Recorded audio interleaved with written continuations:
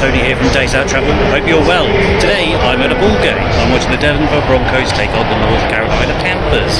There's quite a lot to know before you go to a US sports game, so I'm going to run you through some tips right now. Enjoy.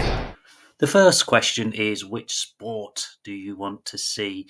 The four main types of sport or popular sports in the States are football, or NFL, American football we would call it, baseball, basketball, and ice hockey. Broadly speaking, ice hockey and basketball are the most accessible. They're very speedy and relatively easy in terms of scoring, so nothing too complicated. Baseball and American football, I won't go into all the rules here because I don't know them all. They're a little bit more nuanced and a bit technical. So I suppose the second point I would make is read up on the rules as best you can.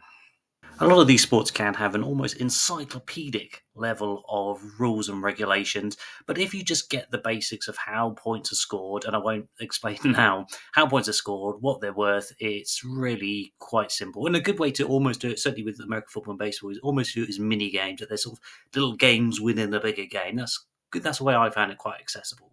Another thing to know is the stadiums in the States are usually pretty close to the city, often within walking distance. I know when we went to New Orleans and obviously recently Denver, a lot of that stadiums are sort of 20 minutes, even a half an hour walk from downtown. Some of them are even slap bang in downtown Coors Field, the baseball stadium in Denver, and I know the Padre Stadium in San Diego is right in the middle of it. So you never have too much hassle in getting to the stadium. Although one thing I found quite funny going to the Broncos game were all these bloody rickshaws. There must have been like hundreds of these rickshaws come out and ferrying people to and from the game. So there are those options, but keep an eye out because some of those guys were pretty, what's the word? Frantic when it comes to their driving abilities. When you're walking to the stadium, you'll also see how colourful everybody is. The Americans love their merch. There's jerseys as far as you can see, sweatshirts, baseball caps, absolutely everything. So usually if you are going, I would say invest in a bit of merch to blend in and to get on with a party atmosphere, because it's such a major part of it, actually, the fact that you go along. It's almost like a dress up and a bit of theatre. But yeah, pick up some merch because the Americans do like it. You definitely don't want to be caught out with the stadium policies.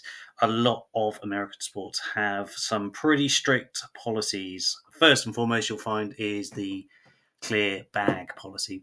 Don't expect to take in massive backpacks or anything. You are meant to only take in a bag which is see-through and of a certain size and dimensions, and they are quite finicky. The other thing that it got better. It used to be that they didn't allow water bottles in, so you had to buy them there for extortionate amount of money. That's not so bad now. They allow you to bring in plastic ones, and there were plenty of bottle refills, so pleased about that. And the final one as well is make sure you take your ID, because they are very strict on alcohol sales. When we were there, you'll see on this, they recommend that if you look 40 or younger, then you need to show ID. Likewise, there was a policy of only 2 alcoholic beverages per transaction. So make sure you don't fall foul of any of those dodgy rules, or you won't be allowed in the stadium, or you might be kicked out of the stadium. American sport can be very long indeed. There's lots of stops and starts. There's lots of breaks for the adverts, for different quarters, for halftime, and blah, blah, blah, blah. So there's a lot going on. What this means is that the game can take anywhere between 2.5, 3.5 hours from beginning to end. So don't expect it to be over quickly. On the flip side of that, though, is also don't feel that you need to be wedded to your seat the whole time. You'll find that people are up and down a lot. They're running around, they're going to get some food, they're going to get a drink. So, yeah, it's not particularly stressful in terms of having to sort of sit there for all that time focused on the game. Feel free to wander around because it's as much about the environment, I think, as well as the game. Food and drink are a huge part of American sport. You will find a lot of people eating, drinking, and having a good time, which is fine. But there is a lot of food concessions pretty much the entire way along the stadium, so it's very easy to get food. Word of warning is that on the first side, it's not particularly healthy, as you'd expect. A lot of fairly stodgy stuff, nachos or hot dogs, lots of beer, that kind of shenanigan. The other thing is don't expect it to be too cheap. Luckily, or not luckily, we didn't have any, but there was a cheaper menu at the Denver Broncos game. But you were looking at, for example, this bowl of nachos was $20. And a similar kind of thing with beer, you're looking at anywhere between $13, $14, $15 a can of beer. And don't forget that's before the sales tax and before they ask for a tip. So, yeah, enjoy the food, but don't expect it to be cheap.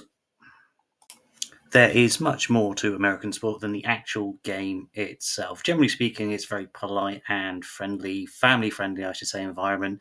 There's no segregation, so it's all good fun. Even a little bit of theatrics and pantomime along the way with some booing.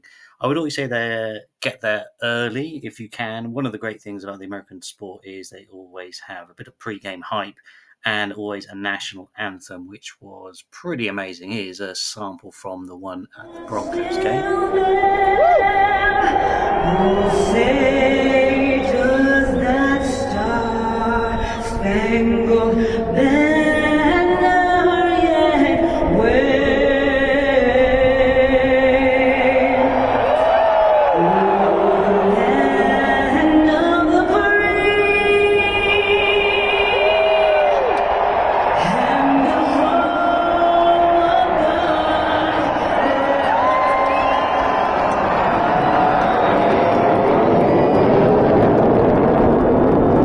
So not only was that fly past pretty special, they then did a great thing where they jumped people out of a plane, and you had these 5 parachutists come in to land on a beer mat, not a beer mat you find in the pub, but a larger mat for beer. The idea is if they landed on it, they got a season ticket holder, a crate of watery beer. But anyway, it was all good fun. And there's loads of other stuff that happens. You see the cheerleading thing that goes on.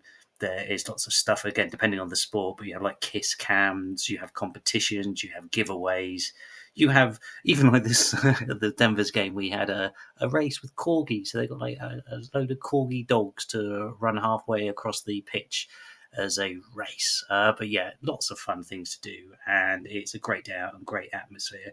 A couple of things to wrap up on, though, is always expect a Mexican wave, usually towards the end of the game. I know it's not actually Mexico or a Mexican wave per se, and those college kids, I think, in America that started it, but that's always something you can expect at the game. Final point would be, and despite the fact that Americans are really passionate about their sport, they do seem to leave early.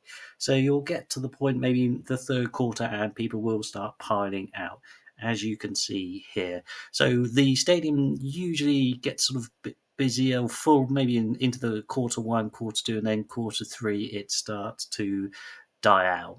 But that's because a lot of people go in for their either to go home or go to the tailgate parties. And I would say on that, don't expect to be very much space in bars in and around the game area. Once you leave the stadium, anything in that vicinity will likely be heaving. So you may need to go quite a long way to find a spot at a bar. But anyway, that is my experiences of US sport. I hope you enjoy it if you get to go, because it is a fantastic experience.